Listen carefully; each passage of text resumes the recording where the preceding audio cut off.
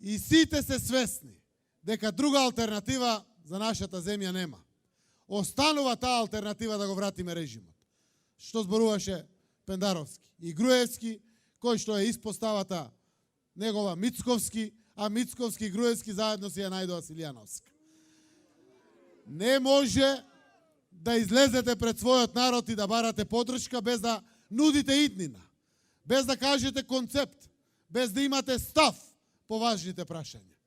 И затоа можат тие да ловат гласови на разочараност, но не можат да ги гарантират иднина на државата наша, на целиот наш народ, на сите етнички заедници подеднакво во државата, да им обезбедат перспективи на оние што ни се најважни на сите, на децата, на идните генерации. Заради нив функционираме, заради нив постоиме, заради нив се бориме. Затоа што сите знаеме колку е голема цената што можеме да ја платиме. Сите до еден. Да не ве подсетувам на 11 години. Рече Стево, лелеки кукање беше во Прилеп и во цела Македонија. Да не ве подсетувам се што се случуваше во државата. И на крајот со доказите тоа го поставивме.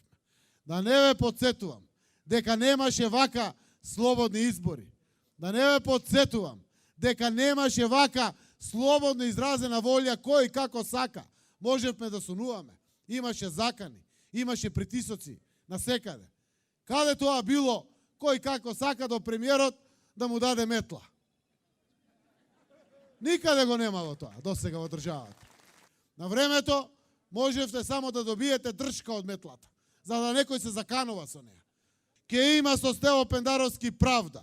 Ви ветувам, колку и да е независен судскиот систем, мора да носи пресуди, мора да носат одлуки. И падна одлуки во тешки времиња кога се преговараше во парламентот за двотретинско мнозинство. Падна одлуки и паѓаат одлуки. Имаме одлуки на правостепени судови, имаме и правосилни одлуки за кривични дела, затворски казни, потврдени од апелација. И ќе има одлуки.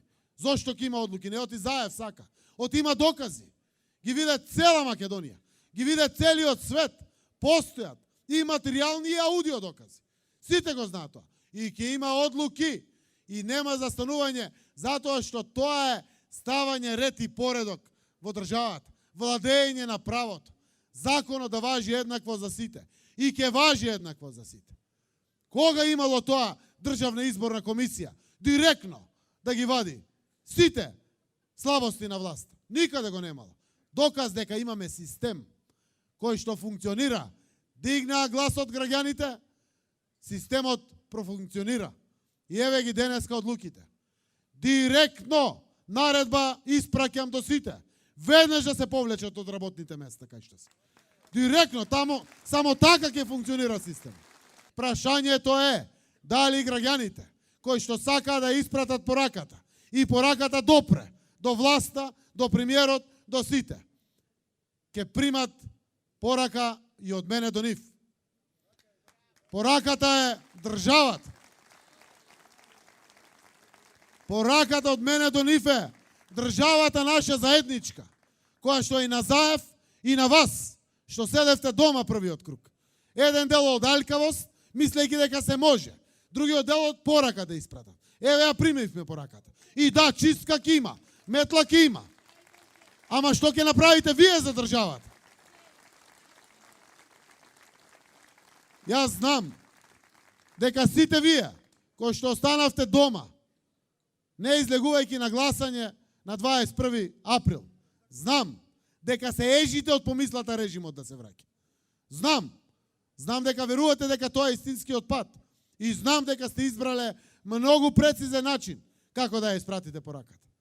Но испраќам порака до вас, затоа што и вашите деца се во прашање, како што се во прашање и моите и на сите нас.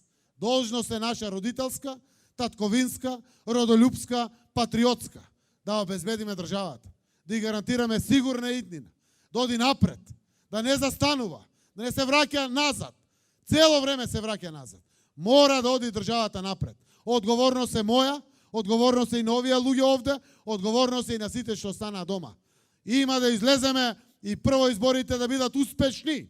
Второ, да бидат исто така повторно демократски, кристално чисти. И конечно, да бидеме одговорни граѓани и да донесеме одлука за единствениот концепт кој што не води напред, кој што не води заедно, кој што не води кон известна иднина.